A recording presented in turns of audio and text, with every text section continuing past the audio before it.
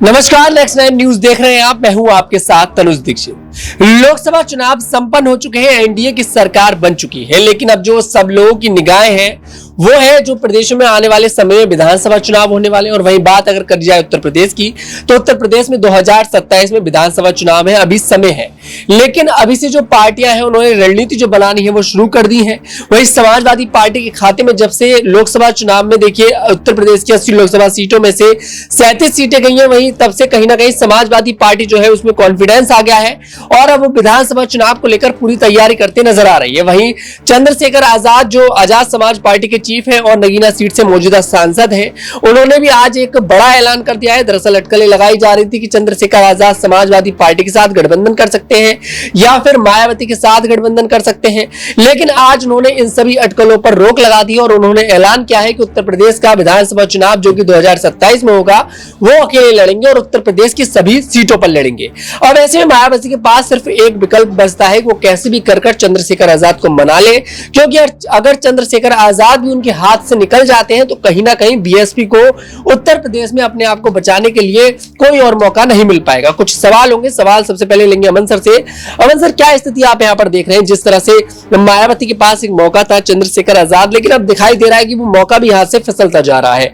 आखिरकार चंद्रशेखर आजाद कहा करते थे कि भाई मैं मायावती जो है, बहन जी जो है, उनकी नीतियों पर चलूंगा, जैसे उन्होंने दलित के हित में काम करा मैं काम करता नजर आऊंगा। लेकिन आज वही चंद्रशेखर आजाद मायावती के साथ गठबंधन के लिए तैयार नहीं है। उन्होंने 3 साल पहले ही, देखिए अभी तकरीबन 3 साल का वक्त है, 2027 में विधानसभा चुनाव है, इतने समय पहले ही उन्होंने ऐलान कर दिया कि चुनाव तो सभी सीटों पर लड़ूंगा लेकिन अकेला चुनाव लड़ूंगा। क्या मायावती चंद्रशेखर आजाद को मनाने में कामयाब होती नजर आएंगे? अभी भी देखिए अभी कह नहीं सकते क्योंकि बहुत शुरुआती मामला है और जिस तरह एक लोकसभा सीट जीतकर आजाद जिस समय लगता है कि पूरे उत्साह में दिखाई पड़ रहा है, लेकिन देखिए 2 साल के बाद क्या समीकरण बनेंगे, 3 साल के बाद क्या समीकरण बनेंगे, क्या आजाद इंडिया गठबंधन में आएंगे, क्या मायावती भी इंडिया गठबंधन में आएंगी, तमाम तरह की कयासबाजी हो सकती है, अटकलबाजियां हो सकती है। लेकिन हाँ, ये जरूर है कि अब आजाद को यहाँ से जरूर सफलता मिलने के बाद ऐसा लग गया होगा कि अगर उत्तर प्रदेश में इस तमाम सीटों पर चुनाव लड़ा जाए तो वहां पर सफलता हासिल की जा सकती है। अभी नगीना में आप देखिए 4-5 के आसपास विधानसभा जो क्षेत्र हैं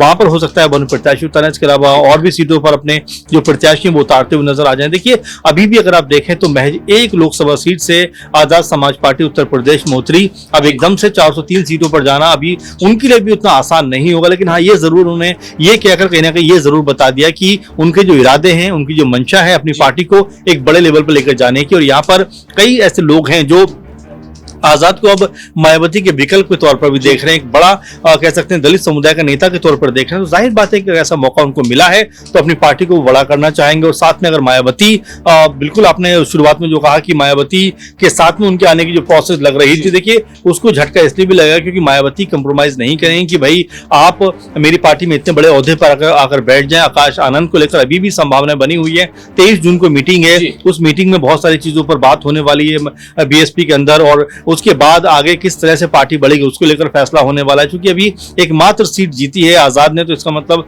ये नहीं बिल्कुल है कि उत्तर प्रदेश के अंदर पूरी तरह से वो छा गए, लेकिन हाँ ये जरूर है एक विकल्प बनकर वो जरूर उभरे। जी बिल्कुल, एक विकल्प बनकर जरूर उत्तर प्रदेश में उभरते नजर आए हैं, दलितों के लिए बड़ा चेहरा बनते दिखाई दे रहे हैं। वही बात जैसे देखी जाए तो आज चंद्रशेखर आजाद एक ऐलान करते हैं कि अकेले चुनाव लड़ूंगा। वहीं आज बीएसपी तरफ से ऐलान किया जाता है कि भाई 23 जून को हमारी बैठक होने वाली है, उस बैठक में कई सारी बातों पर चर्चा होगी और शायद चर्चा ये भी हो सकती है कि आखिरकार क्या चंद्रशेखर आजाद को बीएसपी पार्टी में लेकर आना चाहिए या फिर नहीं, और आकाश आनंद की वापसी होगी या फिर नहीं। काफी अहम मुद्दों पर बीएसपी में 23 जून को देखिए बैठक होने वाली है। अगला सवाल लेंगे मेरे सहयोगी अब्रार से। अब्रार, क्या स्थिति आपको यहाँ पर दिखाई दे रही है जिस तरह से बीएसपी पार्टी 23 जून को एक बड़ी बैठक यहाँ पर करने जा रही है? क्योंकि लोकसभा चुनाव में 432 सीटों पर बहुजन समाज पार्टी ने पूरे देश में चुनाव लड़ा, उत्तर प्रदेश की सभी सीटों पर चुनाव लड़ा, लेकिन किसी भी सीट पर जीत दर्ज नहीं कर पाई। ऐसे में कहीं ना कहीं बीएसपी पार्टी पर बड़े सवाल खड़े हो रहे हैं, मायावती पर बड़े सवाल खड़े हो रहे हैं। कहीं ना कहीं जो दलित समाज है वो भी ये चाहता है कि भाई मायावती और चंद्रशेखर आजाद का गठबंधन हो जाए, ये लोग एक साथ आ जाए। क्या स्थिति आपको लग रही है? चंद्रशेखर आजाद ने तो अकेले चुनाव लड़ने का ऐलान कर दिया है।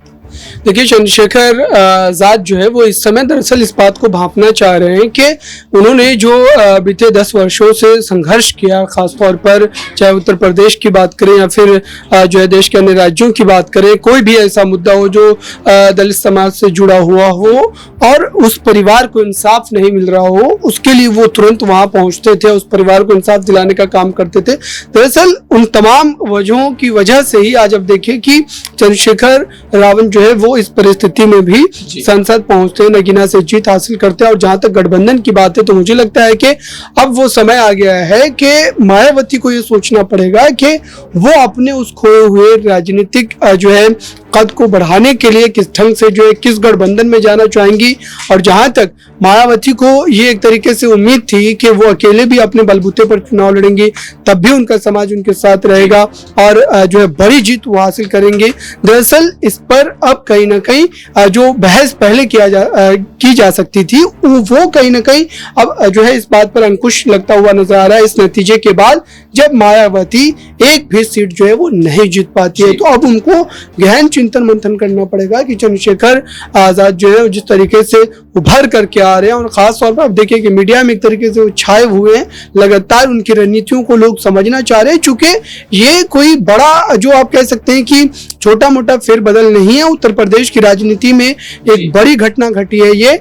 और खास तौर पर आप समझिए कि लोकसभा चुनाव के नजरिए से ये बड़ी बात थी, चूंकि कुल 80 सीटों का राज्य है और जाहिर सी बात है कि चंद्रशेखर रावण अगर उत्तर प्रदेश में अपना राजनीतिक दमखम दिखाएंगे तो जाहिर सी बात है कि सीधे तौर पर उनका जो दखल है वो केंद्र की सरकार में रहेगा, जो है सेंट्रल गवर्नमेंट में रहेगा। और यही वजह है कि उनको इतनी ज्यादा तरजीह तवज्जो जो है वो मिल रही है। तो देखते हैं कि गठबंधन को लेकर के उन्होंने भले ही साफ तौर पर इस बात को कहा है कि वो जो अकेले अपने बलबूते पर चुनाव लड़ेंगे, क्योंकि उन्हें पता है कि उनका वोट बैंक अपना है जो उन्होंने 10 वर्षों से मेहनत करके बनाया है।